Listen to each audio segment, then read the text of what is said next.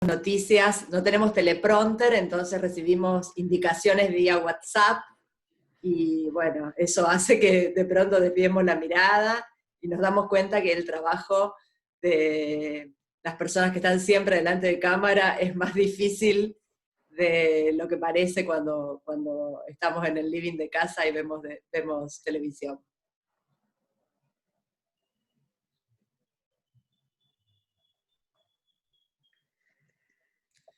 Bueno, vamos a arrancar entonces. ¿Qué tal? Buenas tardes, ya había saludado.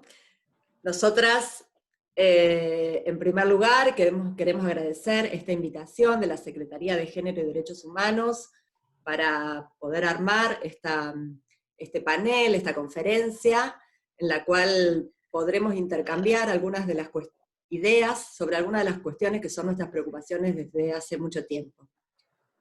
Primero que nada, bueno, voy a presentar quiénes somos las que vamos a estar acá.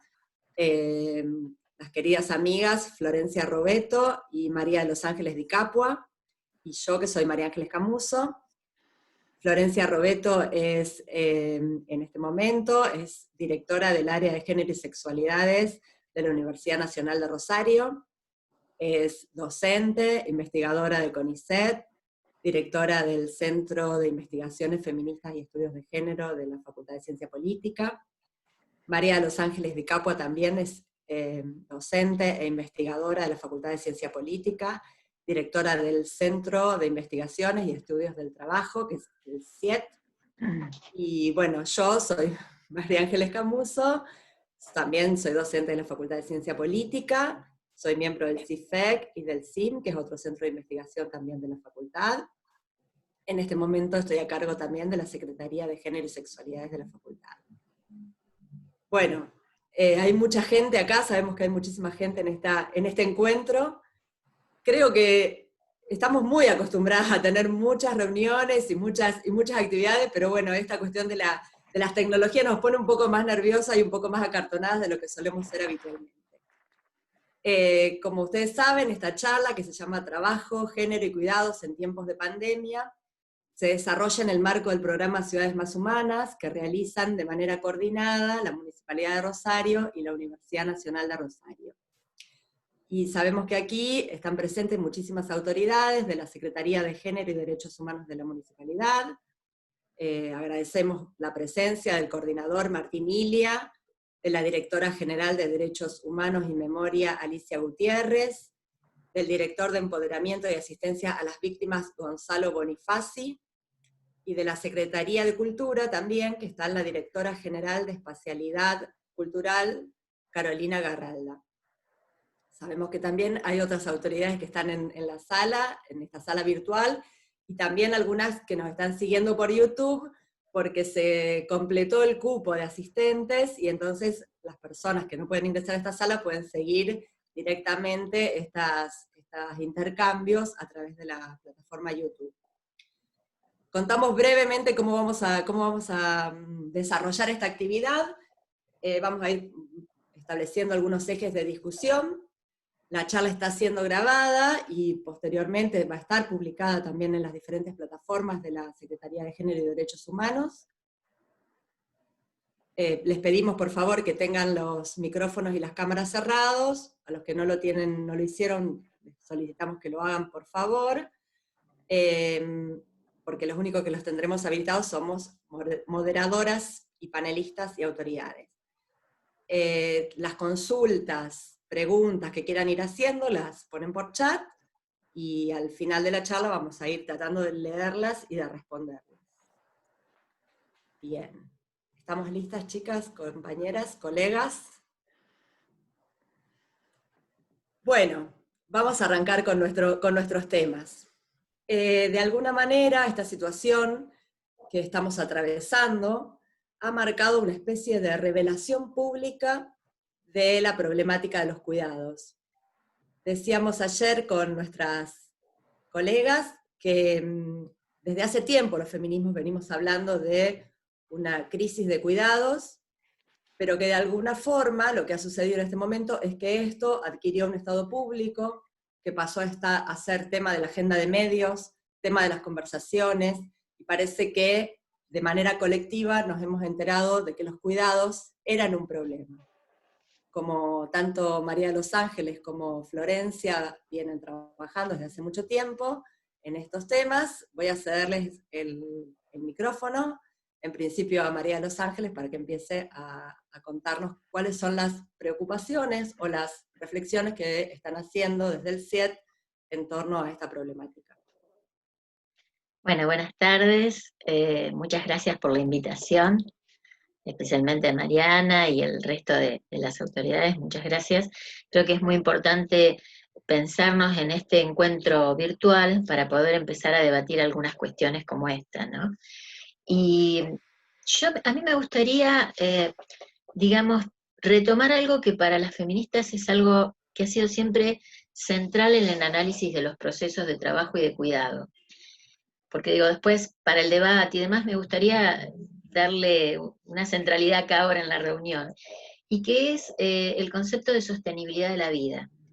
Porque me parece que esto es central para repensar qué nos está pasando en este momento donde, bueno, aparecen distintos artículos, distintas informaciones, tratando de analizar justamente qué pasa con los cuidados, el trabajo y esta situación de aspo que tenemos todos, ¿no?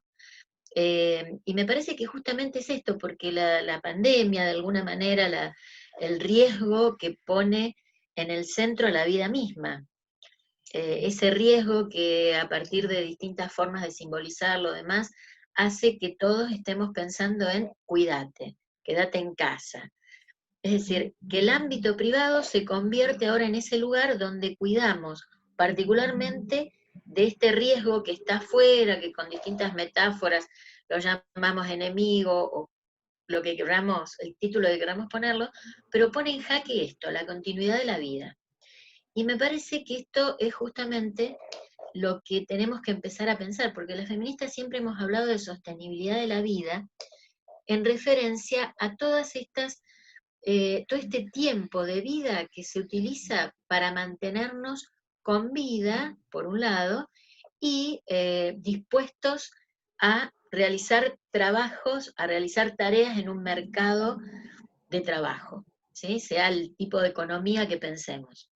Bueno, justamente, me parece que estamos tan acostumbrados en la habitualidad a pensar que el gran ordenador de los tiempos y los espacios de vida es el trabajo, considerado como trabajo asalariado en general.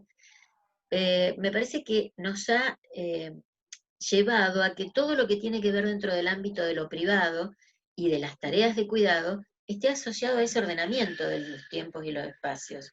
¿Sí? El tiempo de darle de comer a las niñas porque tienen que ir a la escuela, el tiempo en que tiene que estar la ropa para que tal o cual vaya al otro día a trabajar.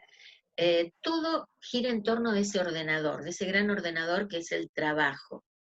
Pero justamente invisibiliza otros tipos de trabajo que son los que se hacen para que el mercado siga funcionando y siendo, entre comillas, productivo. Me parece que la pandemia lo que pone en cuestionamiento ahora es un quiebre de ese ordenamiento habitual que teníamos de estos espacios y tiempos.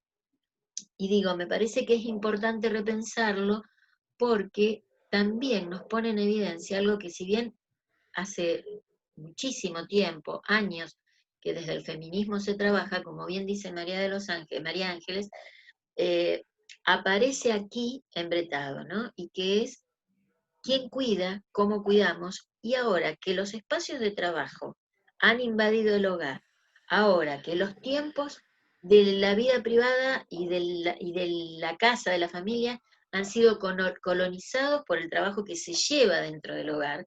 Bueno, ¿qué nos pasa con esos espacios?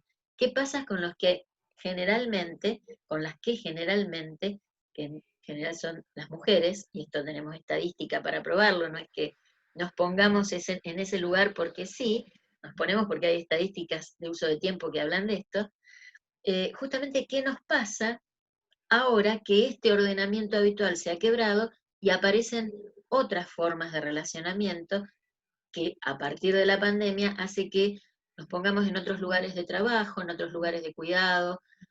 Bueno, lo que uno en principio tiende a ver en lo que se está estudiando por ahora, es que no tenemos mayores beneficios con esto, sino que se han incrementado los costos subjetivos de todo este proceso en las mujeres, ¿no? Pero bueno, es un poco lo que queremos debatir aquí en todo caso. ¿Por qué? Gracias, María Los Ángeles. Flor, te pasamos a vos. Tenés apagado el micrófono, Flor. 5 minutos, no te escuchamos. No, Ah, tenés bueno, apagado el micrófono. Flor, está solucionando un problema técnico, me parece. estas cosas que nos suelen pasar, Y no puede activar el micrófono, Flor. bueno, ¿querés Bien, que seguimos charlando si quieren, seguimos mientras conversando un tanto. poquito? Sí, Bueno, bueno, obviamente teníamos toda esta cuestión vinculada a esta, como bien vos mencionabas, esta alternancia, o mejor dicho, aparece otra discusión que era común a los feminismos y que era la crisis de lo público y lo privado, ¿no? Esa dicotomía que considerábamos de alguna manera desde un punto de vista crítico, que siempre veíamos, criticábamos, ¿no?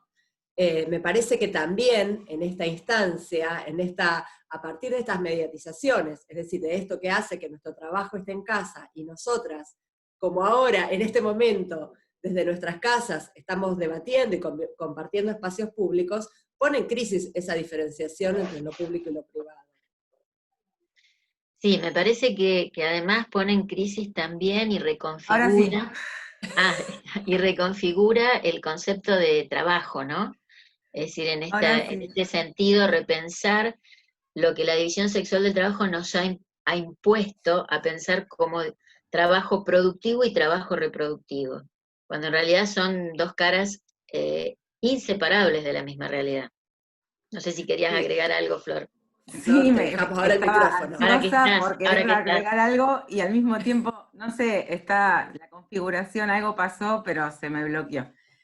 Pido disculpas y bueno, nada, también quería empezar agradeciendo fundamentalmente a Mariana Caminotti, a la Secretaría de Género y Derechos Humanos, también a las autoridades presentes, a Fer Blasco, que está ahí detrás de bambalinas, que ha producido este evento y que nos ha ayudado un montón también a poder pensar cómo organizarlo, y bueno, y gracias por todo ese esfuerzo y ese trabajo que siempre es mucho y es bastante invisible, pensando también en los trabajos de cuidado. Nos hemos sentido cuidadas por Fer y por Mariana, así que agradecerles también, y sumarme un poco a esto que decía antes María Ángeles, en primer lugar, que tiene que ver con esta especie de conversación ampliada que estamos sosteniendo desde los feminismos desde hace mucho tiempo, muy entre nosotras, y ahora creo que mucho más públicamente y masivamente, precisamente porque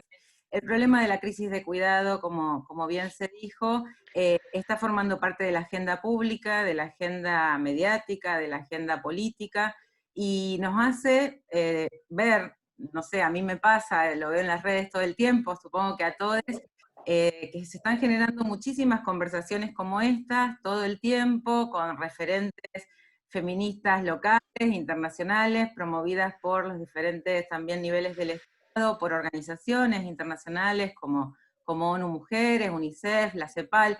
Eso da cuenta también de cómo hemos avanzado en las discusiones y de cómo hoy estamos posicionándonos frente a esta crisis de cuidados desde las instituciones públicas, y cómo necesitamos seguir pensando juntos, produciendo estas conversaciones ampliadas, estas reflexiones colectivas para concretar o materializar políticas públicas que efectivamente nos permitan poner los cuidados en el centro del problema, porque es el cuidado, realmente, como bien lo señalaba Marí recién, esos hilos de Ariadna desde donde podemos tirar para poder seguir viviendo juntos, para poder seguir pensando una vida en común, socialmente en común, sostenidamente en común. Y digo, y es ahí donde nosotras creemos, todas las feministas que vienen también produciendo mucha teoría en este sentido y que vienen también activando militantemente estos temas, pensamos que está el nudo de las cuestiones, ¿no? Que es realmente el nudo problemático de las cuestiones que nos van a poder permitir salir de esta coyuntura tan compleja, tan complicada, tan crítica a nivel global, y también generar un mundo más vivible en interacción, porque si hay algo que es evidente es la fragilidad en la que nos encontramos frente a esta crisis social, general, global, sanitaria, y lo frágiles que somos y lo que necesitamos estar interconectados para poder salir adelante. Así que bueno, eso en principio sumando a los agradecimientos y también una reflexión más general en torno a lo importante de seguir pensando juntos. Y por ahí también retomando algo de lo que decía Mari, en relación a esto de lo privado, de lo público, como ese binomio tan significante para los feminismos, pero también para el conjunto de la sociedad, está también hablando de lo complejo que es este problema. Yo había releído hace muy poquito también, en relación a todas estas charlas que vamos teniendo, un texto bastante viejo ya de Soledad Murillo, que recomiendo mucho, que habla del mito de la vida privada, ¿no? Y ella lo que plantea ahí es un texto que tiene unos años, pero es muy vigente, y me parece que ahí es justamente donde radican la mayor de las preocupaciones feministas. Lo que dice es que la privacidad o el mundo de lo privado puede ser interpretado desde dos puntos de vista, claramente dicotómicos y opuestos, el punto de vista masculino y el punto de vista femenino. Cuando ella hace alusión a la vida privada desde la perspectiva de los varones, está diciendo que ahí, en esa vida privada, los varones se recluyen para encontrar ese espacio de reparación, el remanso del guerrero, ¿no?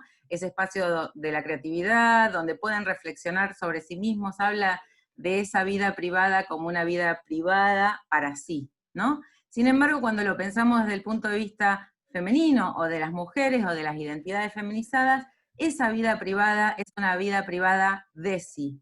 Es una vida privada para nosotras, de nosotras. No es un lugar donde precisamente vamos a encontrar el sosiego reflexivo y creativo, sino es donde vamos a encontrar más demandas que nos hacen estar pendiente de otros, responder esas demandas y reforzar eso que también hemos llamado la doble jornada laboral, ¿no? Entonces hay una privación de ese espacio, que es el espacio donde ahora todos tenemos que estar, sí o sí, recluidos y confinados, para las mujeres. Es un espacio donde las mujeres en realidad lo que hacemos es seguir trabajando. Bueno, hasta ahí no me quiero extender más, pero me parece que es importante esta distinción de, bueno, la vida privada ahora, que parece que es para todos lo mismo, de la misma manera que el virus nos afecta a todos de la misma manera. Bueno, las condiciones desiguales en las que nos encontrábamos previamente a esta pandemia hacen que no todos la vivamos de la misma manera, ni a la vida privada, ni a cómo enfrentamos este enemigo común que es el virus. Y creo que claramente en lo que marcaba Flor aparece esta idea justamente de que lo que ha marcado a Occidente y la posibilidad de una dominación en esta alianza, en este matrimonio que ha funcionado también entre capitalismo y patriarcalismo, es justamente la idea de la división. Así como la centralidad política del trabajo se impone cuando estamos en el mercado de trabajo por una determinada organización social del trabajo que divide el trabajo entre productores y propietarios, en el plano de lo privado, digamos, en el plano del género, esa organización social del trabajo está aliada a la organización social del cuidado, lo que nosotras llamamos la organización social del cuidado, ¿no? Que está sostenida, así como la otra se sostiene sobre la división social del trabajo, acá la sostenemos sobre la división sexual del trabajo, que a partir de esta naturalización de relaciones de poder históricamente asentadas, que han implicado la subalternidad de las mujeres, hacen que dentro de esa organización social del trabajo de todos los que se benefician, de la Organización Social del Cuidado, de todos los que se benefician de que haya quienes cuidan, sea el Estado, sean el mercado, sean las organizaciones sociales, o sea la familia, hay indudablemente una distribución desigual en las tareas de cuidado. La familia asume lo que no asume ni el mercado, ni el Estado, ni las organizaciones sociales. Centralmente lo asume la familia. Y dentro de la familia lo asumen las mujeres. Entonces, esta división, esta dicotomía que marcaba Flor, claramente se asienta sobre estas relaciones de poder. En la medida en que esas redes de cuidado puedan ser dinámicas, puedan ser cambiadas, bueno, veremos cambios o no, ¿no es cierto? Creo que la pandemia lo que nos ha puesto es en tan altos costos, en físicos, psíquicos, en las mujeres, Flor decía recién, afecta a todos por igual, pero no tan por igual, ¿no? Porque estas condiciones que marcamos hacen que en las mujeres, ya sea por el trabajo que hacen dentro de su casa, cuidando a otros, ya sea por el trabajo que invade su casa y que lo duplica, con estas formas de teletrabajo y más, pensemos en docentes, en oficinistas, o sea que hay determinadas profesiones esenciales que también han sido feminizadas históricamente, como quienes trabajan en la salud, quienes trabajan en esa primera línea en la lucha contra la pandemia, bueno, recarga fuertemente las condiciones en esta pandemia para las mujeres, ¿no?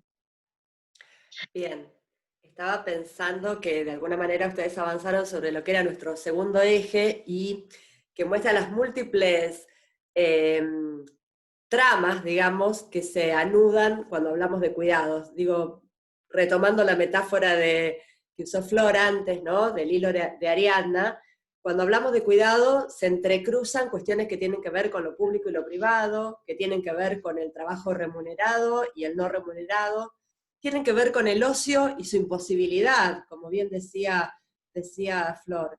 Tienen que ver con el cuidado pensado desde las diferentes clases sociales, porque a veces hablamos de cuidado de una manera genérica, sin pensar que, por supuesto, la cuestión de clase es fundamental para pensarlos también.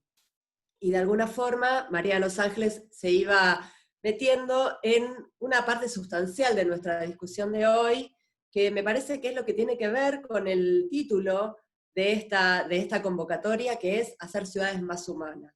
Porque en este momento y en este estallido que estamos atravesando, en este estallido cultural que estamos atravesando, me parece que una de las cuestiones fundamentales es pensar, bueno, ¿cómo se repiensan los cuidados? ¿Qué posibilidades hay de repensar los cuidados en las ciudades a partir de las políticas públicas? ¿A qué desafíos nos enfrentan de alguna manera estas situaciones para poder empezar a imaginar otros futuros y otros presentes también?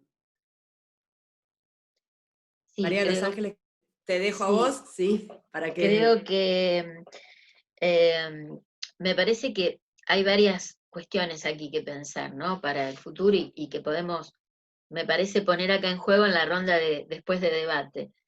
Pero creo que efectivamente esta, por llamarlo de alguna manera, reconversión virtual de las relaciones de trabajo y de las relaciones dentro de la familia y demás nos muestra, además de este coste que hablábamos recién, mucho más alto, este costo mucho más alto a nivel subjetivo para las mujeres, también creo que por otro lado tenemos que pensar cómo esto nos puede empoderar, ¿no?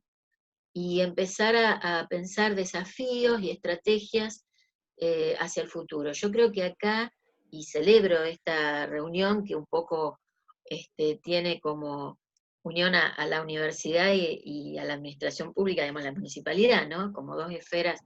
Lo digo porque me parece que vamos a tener que repensar mucho también el lugar de las instituciones. En el caso nuestro, que somos trabajadoras universitarias, por ejemplo, digo, ¿no? El primer gran desafío aquí me parece que tiene que ver con la posibilidad de construir conocimiento situado en el territorio. Porque a veces nosotros hablamos de qué nos pasa a las mujeres, y la verdad que no somos las mujeres todas iguales, ¿no? Hay cuestiones que atraviesan la vida de cada una, que tiene que ver con cuestiones de clase social, de etnia, cuestiones de situación de discapacidad o no, de a quién cuidamos o no, de edad, de grupo etario. Entonces creo que tenemos que empezar a pensarnos y a proponernos, construyendo conocimiento, no sobre las sujetas mujeres, sino con las sujetas mujeres, y pensar en esta interseccionalidad, esto que nosotros llamamos como intersección, la posibilidad de ver situaciones que se yuxtaponen, ¿no? Y eso permite entonces pensar en conocimiento situado, en un diagnóstico certero, que a partir de ese diagnóstico certero también podamos trabajar con las distintas organizaciones sociales. Digo, sindicatos, donde realmente hay que luchar por el lugar de la mujer, porque han sido históricamente muy masculinizados, organizaciones barriales, donde allí el predominio de las mujeres es distinto, distintas organizaciones, porque a partir de eso me parece que surge el segundo gran desafío, que es tratar de todos juntos empezar a crear demandas sociales sobre estos temas. Que el tema de cuidado también sea un tema central de la demanda social, ¿no? Y eso me lleva a pensar justamente en el lugar que tiene el Estado allí, en la responsabilidad que tiene el Estado en la elaboración de políticas públicas que habiliten, pero que fundamentalmente puedan escuchar. El Estado puede escuchar esas demandas y sean políticas públicas que contemplen esas distintas situaciones. Porque si no, a veces las legislaciones son tan amplias que intentando favorecer determinadas situaciones, nos olvidamos de cómo se yuxtaponen estas situaciones entre sí. Y me parece que, bueno, que este es un gran desafío, perdón, Flor, este es un gran desafío, pensando además en una disputa simbólica, en la disputa de los lugares que nos han asignado, de los estereotipos creados, de esta naturalización de lo que en realidad fue siempre un aparato de dominio, que es la idea de la femineidad, ¿no? De qué nos toca por ser mujer. Entonces eso es la ruptura final. Creo que venimos las feministas ocupando calles, luchando, haciendo visibles ciertas cosas, pero me parece que hay que empezar a ver las estrategias para que sea realmente una demanda social general esta. Tal cual. Sí, Flor, te paso creo que se escucha, ¿no? Porque tuve ahora que sí se salir, escucha, se escucha. hice varios manejes para poder seguir conectada, igual iba escuchando por el celular, bueno. Sí, justamente Mari, siguiendo ese hilo, me parece que es importante, no sé si vieron, todos, ha circulado mucho una noticia acerca de los estados que cuidan, que son los que están a cargo de líderes mujeres, ¿no? Bueno, Nueva Zelanda, Islandia, Finlandia, Australia, Alemania, que es Taiwán, que son además los países que menos propagación del contagio tuvieron, rápidamente pudieron superar la crisis sanitaria, y de hecho muchos de ellos ahora están iniciando otra vez la reactivación de todas la producción, el trabajo, la escolaridad y demás. Ahí yo cuando circuló esa nota, bueno, también circularon algunos memes que lo subían Alberta, ¿no? Entre los estados y los países que más rápidamente reaccionaron en el sentido de cuidar a la población. Pero lo que yo me preguntaba cuando leíamos esa nota es, bueno, en realidad que sean estas mujeres líderes en esos países, que además son países con estados de bienestar muy fuertes, donde hay políticas de bienestar desplegadas, a pesar de que el neoliberalismo también ha avanzado sobre esos países, ¿no? Pero bueno, donde sigue habiendo un estado de bienestar mucho más fuerte que, por supuesto, que en la mayoría de los países latinoamericanos o de esta región. Y bueno, ¿cuáles son, me preguntaba, las condiciones que hacen posible que en esos países haya mujeres que gobiernan? Y es precisamente que se ha podido llevar adelante una serie de conquistas de derechos que han generado sociedades que han también puesto en los lugares de decisión y como líderes de esos gobiernos a mujeres.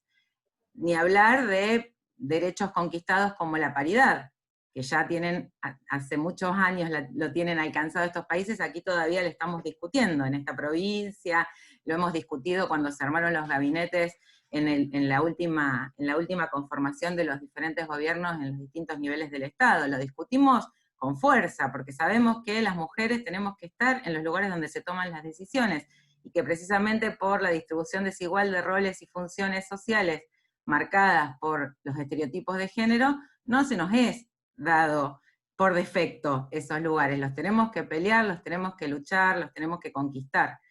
En esos países donde se han implementado las mejores políticas de cuidado, casualmente son los países que están gobernados por mujeres. Hay un dato muy significativo que es la primera ministra de Finlandia, que una de las primeras cosas que hace, creo que incluso arma una conferencia pública, es dirigirse a las infancias, ¿no? Como sujetes, como actores, como un sector de la población que iba a ser profundamente afectada por las medidas de seguridad y de cuidados que imponía la pandemia. Bueno, ahí hay un sector de la población que en este contexto está siendo muy poco mirado, está siendo muy poco contenido, muy poco atendido, amén de los esfuerzos que se están haciendo desde el sistema educativo, que son muchos, muy desbordados en algún sentido también, pero ahí cuando una presidenta o un líder de un país se dirige como primera medida a las infancias, habla de un Estado que cuida, ¿no?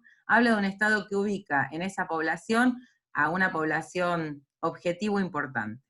Creo que, así como lo decías vos, Mari, recién, que podamos poner el cuidado en el centro de la gestión pública, en el centro de las políticas de Estado, habla de que estamos creciendo como sociedad, habla de que estamos conquistando más derechos, habla de que vamos a poder construir un mundo más vivible, que en definitiva es eso de lo que se trata, digamos. No podemos salir de esta pandemia a volver al estado anterior de las cosas, pensando que como si fuera posible hacerlo por un lado, o a volver a ese estado que, bueno, que no estaba, la verdad, muy bien, y que no está muy bien, y cuyas desigualdades son tan profundas y tan estructurales que estamos viendo también el impacto diferencial de esta pandemia por ese estado de cosas. Entonces, ahí está la clave, y me parece que la última cosita, que cuando nosotras decimos hay que feminizar la política,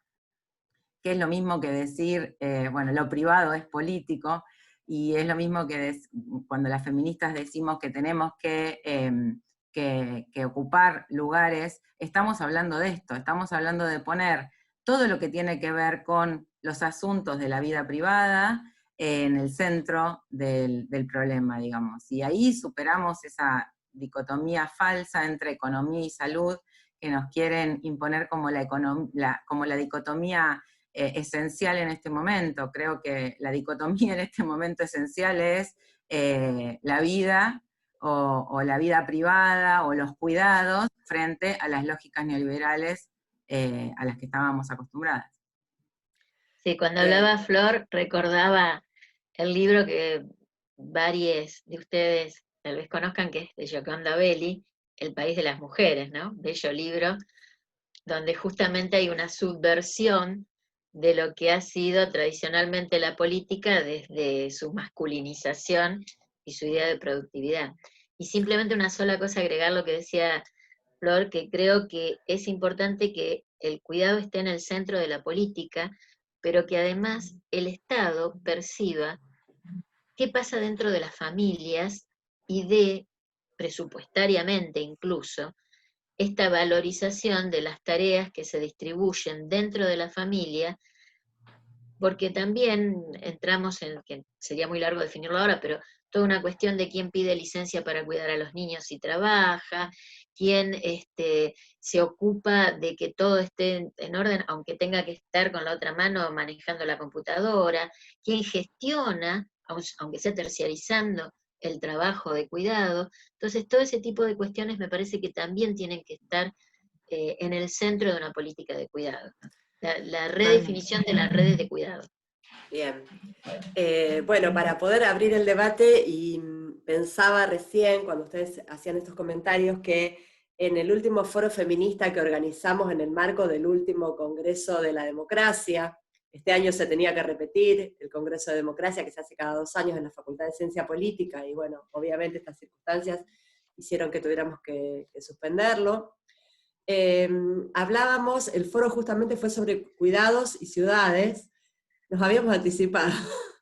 Y bueno, también demuestra esto de que veníamos conversando sobre estos temas desde hace muchísimo tiempo. Pero recuerdo que en alguna de las ponencias se hablaba que el gran desafío era pensar políticas públicas que fueran digamos, o pensar políticas públicas en relación a los cuidados que estuvieran desmercantilizados, desfeminizados y desindividualizados, porque hasta ahora siempre hemos pensado los cuidados, aún, como decía Mari recién, cuando haya algún presupuesto o estas cuestiones, a que esos cuidados se resuelven con las decisiones propias de cada familia, de cada organización familiar, con las particularidades que cada una de ellas tenga, siempre hacia adentro, ¿no? Y estaba pensando en relación a lo que decía Flor, que también habría que agregarle que sean desadultizadas, ¿no? Que de alguna manera puedan pensarse.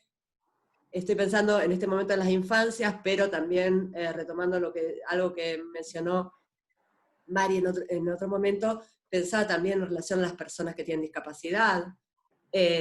Digamos, que puedan ser pensados los cuidados en relación a todos los sujetos que cuidan y que son cuidados, ¿no? Así que me parece que con esto podemos abrir el debate. Acá ya tenemos algunas preguntas que yo se las voy a ir leyendo y bueno, vemos quiénes de ustedes las van respondiendo.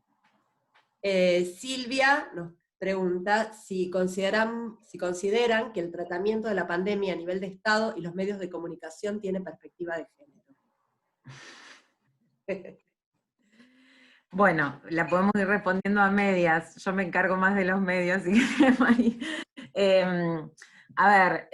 No, los medios de comunicación en general no tienen perspectiva de género, eso está muy estudiado, muy demostrado, muy constatado cada vez que nos acercamos a hacer un análisis quanti-quali de cómo es el tratamiento noticioso de distintos temas, constatamos una vez más que no tienen perspectiva de género, han mejorado en algunos sentidos, sobre todo, por ejemplo, en el tratamiento de los femicidios, o los crímenes extremos de violencia de género, ya no dicen crimen pasional, pero es eso, hasta ahí llegó ese cambio, digamos. En general no lo tienen, y en general no lo tienen porque en los medios también se da el mismo problema que estábamos viendo en relación a la no feminización de la política. Quienes dirigen los medios, quienes toman las decisiones, quienes están en los lugares de jefatura de las redacciones, en general son varones, y en general, digo, en el 90% de los casos son varones, salvo en los medios alternativos, cooperativos, autogestivos, que están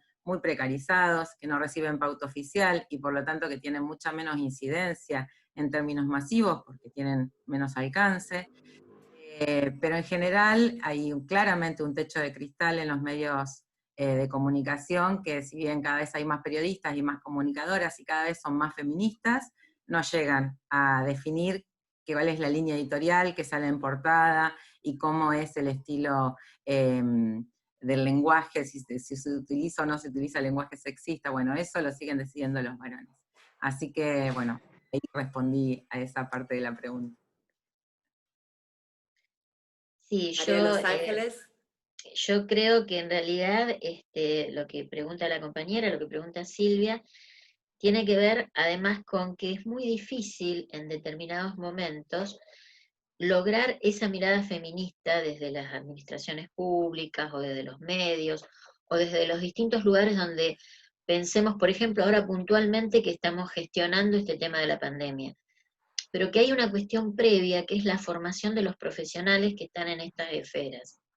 En tanto, que bueno, por suerte, digamos, estamos pensando que es un momento de cambio en las distintas currículas, pero digo, cuando uno piensa en que los profesionales que se han formado en nuestras universidades no se han formado con esa perspectiva de género, también es difícil hacerles ver que la problemática de género es transversal a todos los aspectos y a todas las esferas.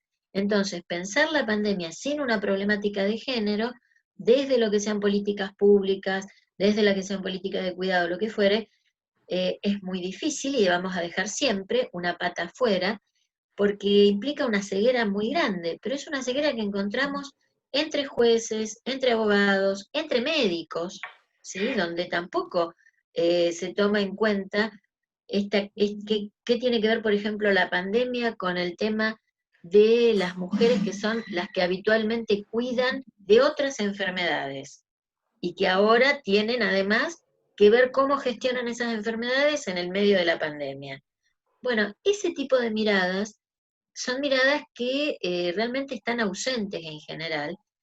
Estamos, creo, en un proceso de cambio, estamos avanzando mucho. Por primera vez el Estado Nacional tiene un Ministerio de la Mujer, el Estado Provincial, el Estado Municipal, la universidad.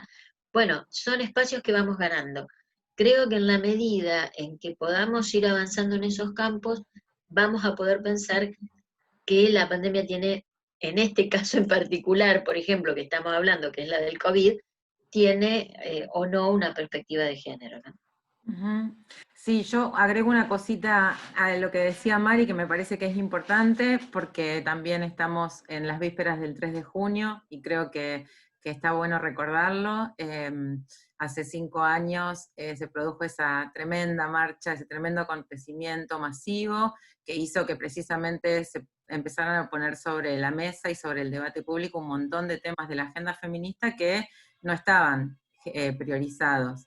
Y si bien nos falta mucho, desde el 2015 a esta parte hemos avanzado un montón, y entre otras cosas hoy contamos con una herramienta fundamental que es la Ley Micaela, que es la que nos permite, tuvo que morir Micaela, digo, también pensando en crisis y en efectos dramáticos, digamos, o en las consecuencias de momentos dramáticos, para que se hiciera una ley que obligara a todos los funcionarios públicos a formarse en género y también con especial énfasis en violencia de género. Digo, bueno, si bien había legislaciones preexistentes, convenciones internacionales que ya recomendaban a los estados las capacitaciones en perspectiva de género, fue recién a partir de la muerte de Micaela y del tremendo trabajo que hicieron los padres y ese amor profundo también que pudieron transmitir para la generación de esta ley, bueno, que hoy contemos con esa herramienta fundamental, y esa herramienta la estamos aplicando con uñas y dientes, digo yo, en todos lados, y de hecho, bueno, el Estado municipal ya hizo una primer capacitación, todos los niveles del Estado, en la universidad también lo estamos haciendo. Creo que así como decía Mari antes, de acá a unos años vamos a poder calibrar mejor realmente cómo se han transformado las condiciones de formación. Cuando nosotras cursamos la facultad, no se escuchaban hablar de estos temas, ni de género, ni mucho menos de feminismo, y bueno, y eso no es lo que pasa hoy. Afortunadamente hemos avanzado mucho. Bueno, les paso otras preguntas de algunas personas que están en la sala de chat, en la sala de videoconferencia.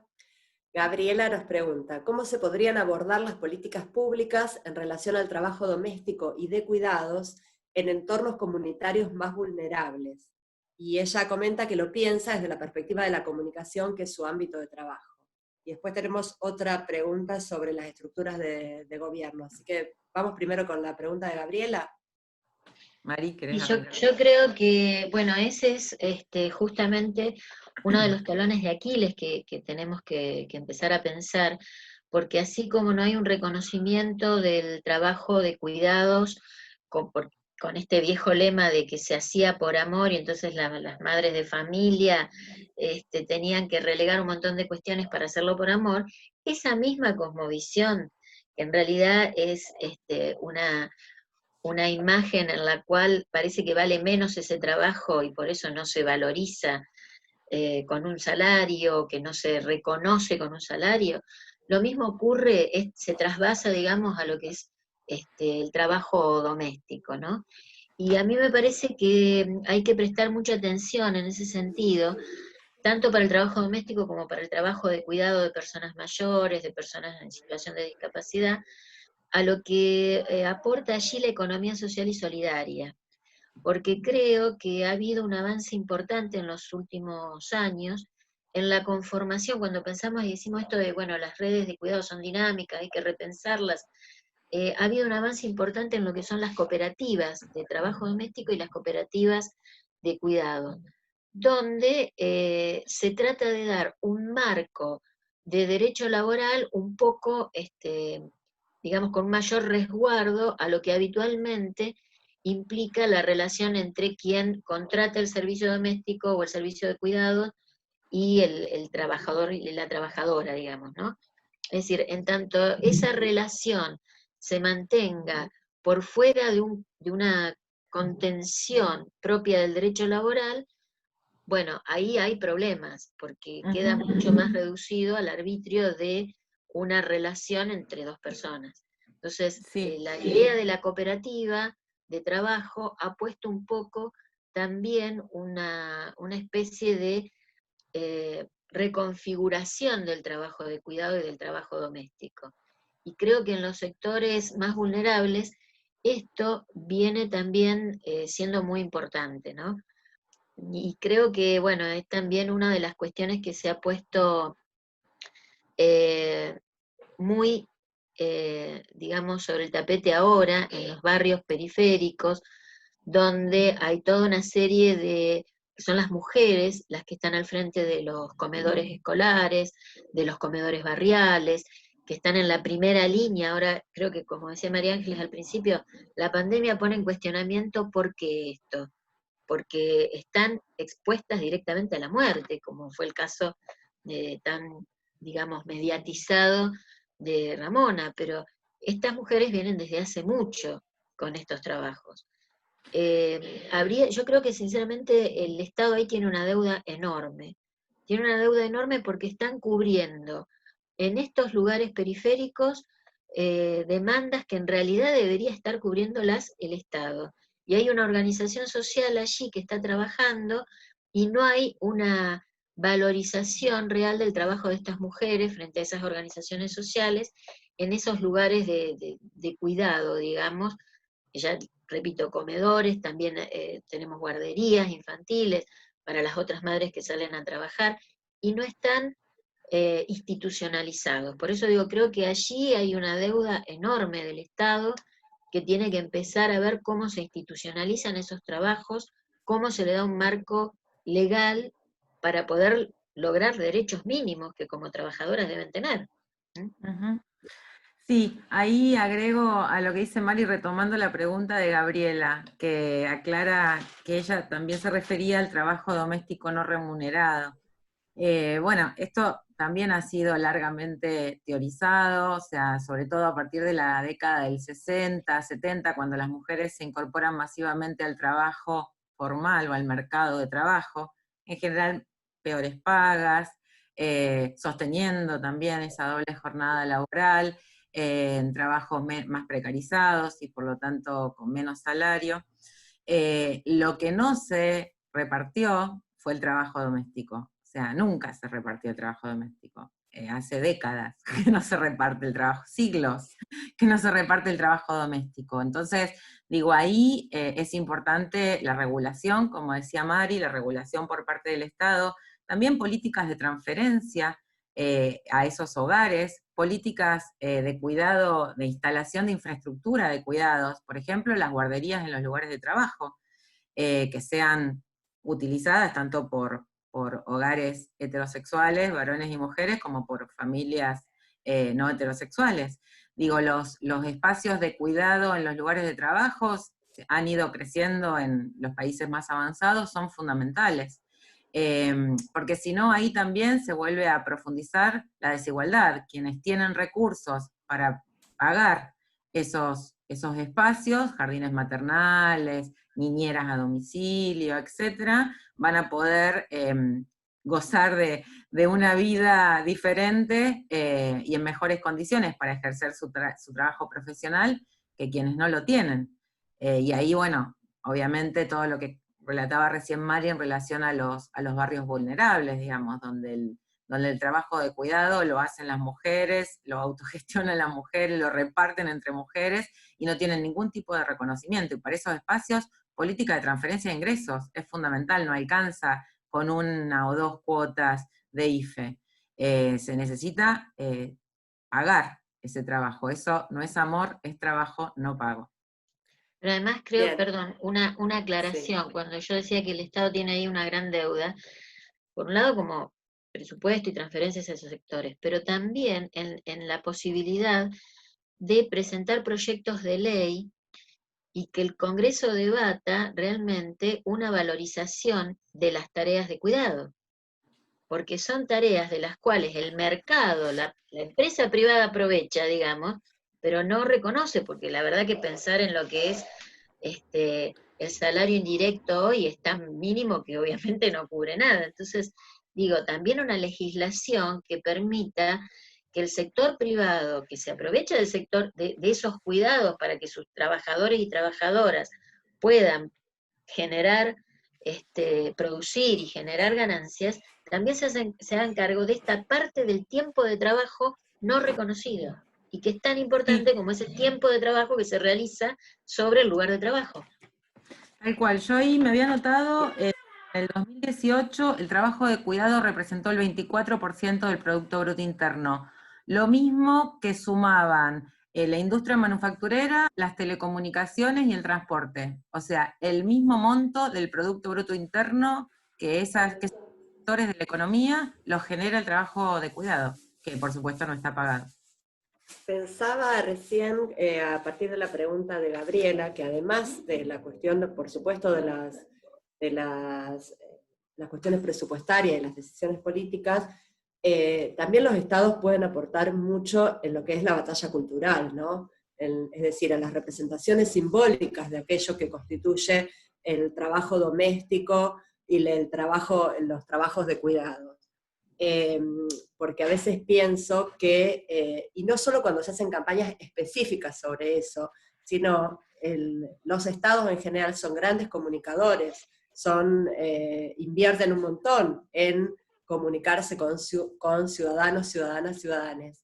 Entonces, en esas representaciones, en esas imágenes que circulan, en la noticiabilidad de lo que ponen en circulación, en las fotografías de prensa que se brindan, que se ponen a circular desde los departamentos de prensa de cada una de las organizaciones y de cada una de las direcciones y desde cada uno de los ministerios, es posible trabajar sobre eso para desfeminizar de alguna manera las representaciones de los cuidados. Porque me parece que una gran cuestión, y pensaba en la pregunta de Gabriela sobre qué pasa en los sectores populares, es esa asociación casi espontánea que hacemos sobre cuidados y feminidades. Entonces me parece que también ese es un punto muy importante, así como fuimos cambiando las maneras de utilizar el lenguaje, y ya no nos sentimos cómodos, aun cuando nos cueste. Por ejemplo, siempre decimos con Flor que no somos millennials, y entonces tratamos de hablar el lenguaje inclusivo, y a veces no nos sale porque tenemos una cierta edad, porque nos cuesta acomodarnos, pero así como en nuestras presentaciones públicas le prestamos especial atención a eso, porque sabemos que implican transformaciones simbólicas, en todo lo que son las representaciones iconográficas de los estados, en todas las campañas, habría que poder pensarlo de esa manera. Tal vez es algo que podemos ir haciendo. Voy a poner otras preguntitas, que voy a leer dos preguntitas. Antes, Verónica decía, si no creían que se crean estructuras como el Ministerio de las Mujeres, pero que si ellas esperen que lo perdí, sin presupuesto son estructuras solamente simbólicas, como el Ministerio de las Mujeres y la Diversidad. Y por otro lado, Adriana habla de la responsabilidad social del cuidado del Estado, de las empresas, las universidades, las escuelas secundarias. ¿Qué estrategias se piensa para implementar guarderías, por ejemplo, en esos espacios cuando vuelvan la normalidad, entre comillas, post pandemia? Me parece que con si respondemos a estas preguntas, después ya se estaría agotando nuestro tiempo de en el aire. Una cosita corta en relación a la primera, de esto de la creación del ministerio, y también de la jerarquización de espacios similares en otros niveles del Estado. Bueno, lo decíamos antes, ¿no? En la provincia, en la municipalidad, también en la universidad. Desde el año pasado contamos con un área de género y sexualidades en el máximo nivel de la estructura universitaria. Es la primera universidad nacional en contar con un espacio de este tipo, digo. Sí, por supuesto que si todo eso no está acompañado de presupuesto, no alcanza, pero también si todos esos espacios no están pensando políticas transversales para todo, la gestión política de los gobiernos o de las instituciones. Digo, un área de género o una secretaría no tienen ningún sentido si son un cuarto propio, como diría Virginia Woolf, ¿no? Si son solo un cuarto propio para esos temas, que son los temas de mujeres, de género, de diversidades, de minitas, de lo que le preocupa a las chicas, ¿no? O sea, no tiene ningún sentido si eso no se transversaliza, si todo lo que se piensa desde esos espacios no atraviesa el conjunto de las políticas de Estado, el conjunto de las políticas institucionales. Y ahí está la gran batalla, digamos, porque para nosotras es claro que hay que transversalizarlo todo, pero bueno, no todo el mundo está compartiendo en este momento, si bien hay más gente que lo comparte, no todo el mundo lo comparte, entonces ahí es donde tenemos que seguir afinando el lápiz, afinando las mesas de negociación, afinando las disputas para que efectivamente aquello que proponemos como política, como feminizar la política, como poner en el centro a los cuidados, atraviese y transversalice todas las políticas del Estado y de las instituciones. Sí, María antes, Los Ángeles, te cedo para que respondas la otra pregunta. sí, decía antes, no, pero quería completar una cosita con lo que Bien. decía Flor. Sí, yo creo que antes decíamos esto del presupuesto, ¿no? Que es sin duda imprescindible. Pero además creo que también que, como dice Flor, el gran desafío, me parece, de estos espacios de género en las distintas estructuras de la administración pública, tienen que ver con poder mostrar esa transversalización. Ese es el gran desafío. Es pensar junto con el Ministerio de Trabajo, por ejemplo, a nivel nacional, con el Ministerio de Trabajo, con el Ministerio de Turismo, con el Ministerio de lo que fuere, digamos, ¿no? O secretaría, bueno, no sé si es ministerio o secretaría, pero digo, en ese sentido, poder imbricar en toda la organización estatal esto. Porque, por ejemplo, y lo uno a la pregunta anterior, cuando hablamos de las licencias de las mujeres que trabajan para poder ejercer cuidado, en realidad el cuidado, solo las licencias las tienen las mujeres. Y lo que puede parecer un derecho termina siendo en realidad una jaula de hierro, porque no las deja seguir avanzando en una trayectoria laboral, porque resulta que si son mamás, parece que esa maternidad solo se une a un cuerpo femenino. Por lo tanto, los padres tienen una semana de licencia y las madres 3 meses, cuando en realidad debería ser una coparticipación de ambos en el crecimiento, en el cuidado del niño o la niña, ¿no? Entonces digo, me parece que ese tipo de cuestiones, el gran desafío de estos espacios de género es empezar a discutirlos en trabajo, en el Ministerio de Economía, en distintos lugares, para mostrar que la problemática de género, la perspectiva de género, en realidad es transversal a la vida, porque es allí desde donde nos identificamos como ciudadanas y ciudadanos. Entonces, necesariamente es transversal. ¿Sí? No recuerdo cuál era la otra pregunta, María Ángeles. La otra pregunta tenía que ver con, espérame que yo la perdí, con los espacios, no, acá hay alguien que pregunta sobre los espacios gerenciales, pero no, con la responsabilidad social del cuidado, el Estado, las empresas, me Claro, parece que se con lo si que hay políticas estábamos pensadas diciendo. a guarderías. Después pregunta alguien también qué pasa con los espacios gerenciales, me parece que tiene que ver con eso que vos decís, donde en la medida que no accedan las mujeres, estas políticas no se hacen visibles como problemas, ¿no? Sí, yo creo que de todas maneras me parece que también tenemos que pensar que estos son procesos complejos, que todos los procesos en los que se dan estas luchas simbólicas por poder en ese campo imponer el sentido y empezar a pensar en un sentido desde los feminismos son complejos y tienen idas y vueltas. No hay que asustarse, me parece, con esas idas y vueltas, sino retomar las banderas, volver a las lanzas y seguir, digamos, ¿no? Y creo que de todas maneras la institucionalización de ciertos espacios implica al menos empezar a abrir los debates. Y eso es lo importante, porque abriendo los debates aparece también una reconfiguración de lo que hablábamos antes, de esos, digamos, del plano simbólico en la cultura, del plano de las legislaciones, del plano de la demanda social por nuevos derechos. Yo creo que, por ejemplo, cuando se promulga la ley de identidad de género, con todas las críticas que podamos hacer en sentido de la diversidad y demás, pero que fue importantísima, creo que en muchos casos no había habido una pregunta sobre ciertos procesos sociales importantes. Y la institucionalización de eso permitió justamente una circulación dentro de la sociedad y una creación de conciencia sobre determinadas cuestiones que fueron muy importantes. Entonces me parece que estos son avances que hay que repensarlos continuamente, pero que hay que de allí hacer un aprendizaje muy fuerte. Y me parece que un aprendizaje muy fuerte para los feminismos, incluyendo, como diría un gran amigo nuestro, de las chicas, mío, que es Lucho Fabri, repensando masculinidades también, porque me parece que ahí la apuesta tiene que ser doble, ¿no?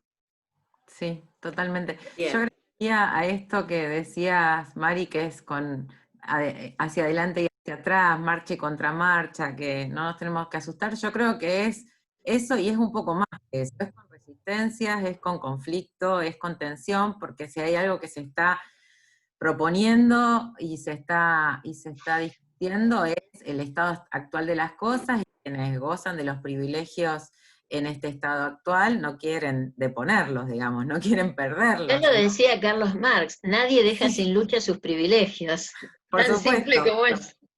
Es con lucha, y sabemos que es con lucha que vamos a conquistar definitivamente que los cuidados estén en el centro de la agenda pública y de las políticas públicas. Digo, si pudiéramos, no sé en cuánto tiempo, pero que sea pronto, poner a los cuidados en el centro de la política y alrededor orbitando todo lo demás, estaríamos creciendo muchísimo como sociedad, digamos. Sería una sociedad nueva realmente, y yo confío en que somos capaces de construir eso, que los cuidados son profundamente revolucionarios del estado de desigualdad actual, y que si vamos en ese camino vamos a ir a un mundo mejor. Tengo esa esperanza, soy optimista como Dora Barrancos.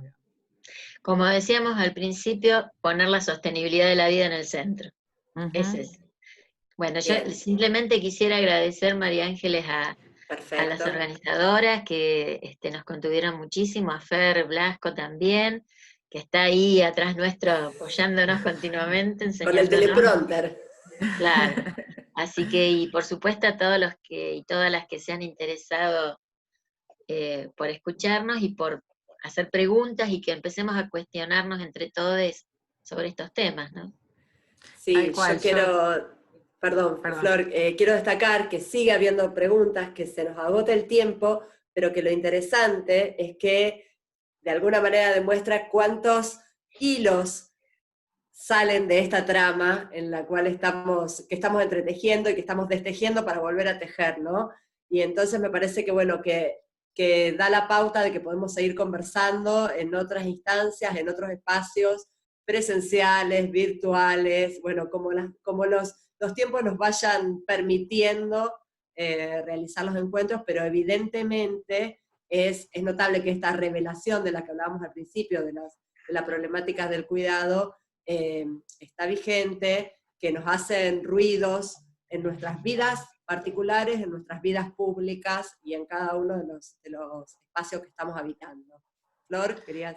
Sí, yo también saludar, agradecer. Para mí es un enorme placer estar con María Ángeles, en un espacio así. Las quiero mucho, son amigas, son compañeras de trabajo, venimos discutiendo y charlando de estos temas hace mucho tiempo, y bueno, y eso me genera una profunda emoción estar con ellas acá, y también, bueno, he ido viendo a algunas personas, sus nombres, la quería saludar a Fernanda, Alicia Gutiérrez, a la Marce Ferraro, que andan por ahí, Martín, y bueno, no logro ver a todo el mundo, pero muchísimas gracias a todos por estar. Esperamos también poder volvernos a encontrar en otras condiciones, en condiciones menos aislantes, sanitizadas, pero más cercanas, más próximas corporalmente, y bueno, y nada, y seguiremos produciendo, por supuesto, para investigaciones y reflexiones para poder estar mejor, ¿no? Colectivamente, que de eso se trata. Bien. Y a mí, Yo, como última cosita, me gustaría agradecer Sí. que he visto muchas alumnas y alumnos, y eso es muy importante, porque además hay un grupito muy joven, de muy jóvenes, de 17 años, como Valen, que estaba por allí escuchando, que vi que estaba, y que me parece que, bueno, a ver, si con esa edad estamos escuchando esto y debatiendo esto, tenemos un buen futuro, ¿no?